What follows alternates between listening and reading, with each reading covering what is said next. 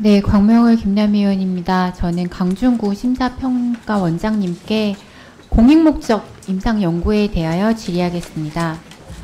원장님, 예. 네, 건강보험법에 따르면요, 건강보험 요양급여 대상은 가입자와 피부양자의 질병, 부상, 출산 등에 대한 진찰검사, 약제와 치료재료의 지급, 처치, 수술 및 그 밖의 치료, 예방 및 재활, 입원, 간호, 이송으로 열거되어 있습니다. 맞지요? 예. 따라서 진료 목적이 아닌 연구 목적의 임상 시험은 원칙적으로는 건강보험 급여 대상이 아닌 것이 맞죠? 예, 맞습니다. 네. 그런데 보건복지부 장관이 결정한 공익적 임상 연구에 대해서 예외적으로 건강보험을 적용해주는 공익목적 임상연구 제도가 2018년 도입되었습니다. 복지부가 승인 기준을 만들고 심사평가원이 관리하고 질병관리청에 결과를 등록하는 체계입니다.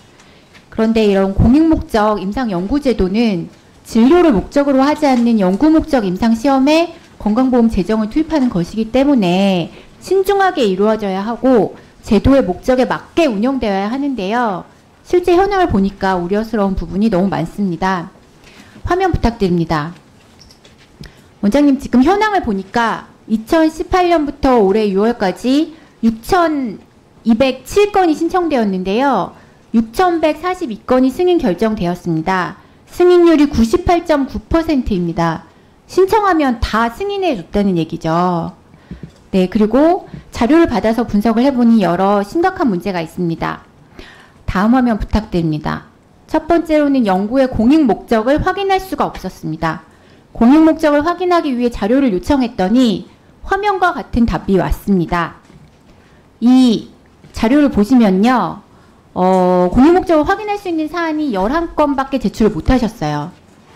원장님, 병원이나 연구자의 연구 목적 임상 연구에 국민들이 납부한 보험료로 운영되는 건강보험 재정이 쓰이는 것은 그 연구 목적이 보건위기 대응이나 희귀난치성 질환 연구 등 공익적 목적이 큰 경우여야 한다고 보이는데요.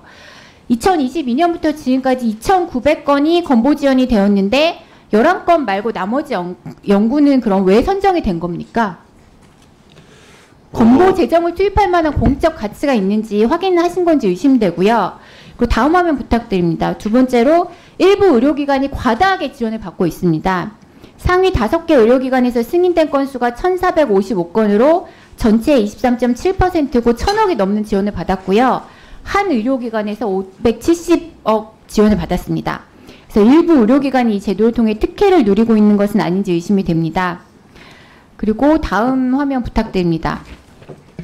그리고 규정에 보면 외부 지원을 받는 경우에는 건보급여 적용을 제외해야 되는데요. 확인해 보니까 외부 지원을 받은 임상연구가 74건이나 포함되어 있었습니다. 그리고 다음으로는 이 원칙을 넘어서 임상시험에 건보 재정을 투여하는 이유는 공익적 목적을 추구하기 때문이잖아요. 따라서 임상연구가 종료되면 연구 결과를 질병관리청이 운영하는 임상연구 정보 서비스에 등록해야 되고 연구 결과를 등록하지 않을 경우 추후 신청을 제한하도록 규정상 되어 있는데요. 저 의원실에서 확인해 보니까 심사평가원은 연구 결과가 등록되는지 아닌지 파악조차 하지 않고 있었습니다. 그리고 마지막으로 이렇게 만들어진 연구 결과가 어떻게 활용하고 있는지 파악하고 있는 주체가 없어요. 건강보험 재정이 투입돼서 공익 목적으로 연구가 되었으면 어떤 공익적 목적이 달성되었는지 연구 결과를 통해서 급여를 어떻게 조정할 것인지 논의가 되어야 하는데 성과가 제출되지 않고 있습니다. 원장님, 신청만 하면 다 승인해주고 일부 의료기관에 지원이 집중되고 규정에 어긋나게 다른 곳에서 지원받은 연구에도 건보 적용해주고 연구 결과 등록 같은 사후 관리도 하고 있지 않는데요. 이렇게 공익목적 임상연구에 건강보험 재정을 투입한 이유가 대체 뭘까요? 어떻게 생각하십니까?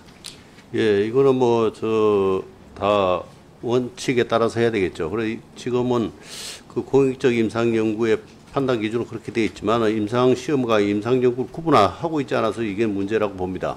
그래서 앞으로 그거는 좀 더 정교하게 해야 될 것 같고, 네. 외부 연구 자체를 제한하고는 있지 않지만은 외부 지원을 받은 경우에는 그 항목에 대해서만은 급여 적용을 하지 않고 있거든요. 그래서 그거는 또 좀 살펴보겠습니다. 사후 관리에 대해서는 네. 이 임상제도 그거를 다른 원래 이 공익 목적으로 뭐 하든지 그러면 그 기관에 자료를 쓰려 그러면 동의를 받고 쓰게 되어 있기 때문에 그거는 네. 제가 다시 한번 살펴보겠습니다. 네, 지금까지 이 공유 목적에 대해서 제대로 그 체크가 되지 않는 것 같고요. 예. 심평원의 연구소에서 공유 목적 임상 연구 요양급여 적용 현황 분석 및 개선 방안 연구 보고서를 만드신 적 있죠? 예. 네, 그런 연구보고가 있는데 어떤 개선 방안을 협의했는지 그 구체적인 내용을 의원실로 보고해 주시기 바라고, 지금 공유목적 임상연구를 통해서 어떤 공익적 목적을 달성했고 어떻게 활용되었는지 현재까지 현황을 정리해서 보고해 주시기 바랍니다. 예, 보고해서 드리겠습니다. 네, 이상입니다. 네. 다음은 김윤 의원님 질의해 주실 순서인데요. 아까 제가 참석을 확인했었던 이승준 참고인이 오셨다 그래서 확인을 해보라고 그랬더니 바로 대답을 하시네요. 예, 이승준 참고인 나오셨으니까 참고하십시오. 자, 김윤 의원님 질의해 주시기 바랍니다.